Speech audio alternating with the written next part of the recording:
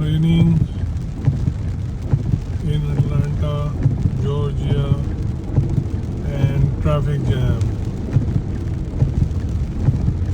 So when there is rain, there is traffic jam.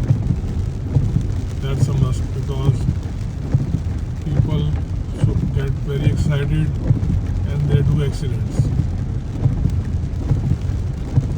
So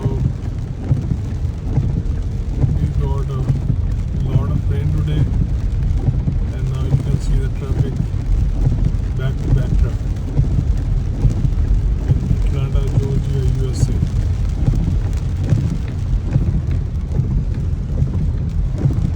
You can see the other side of the road. The other side of the road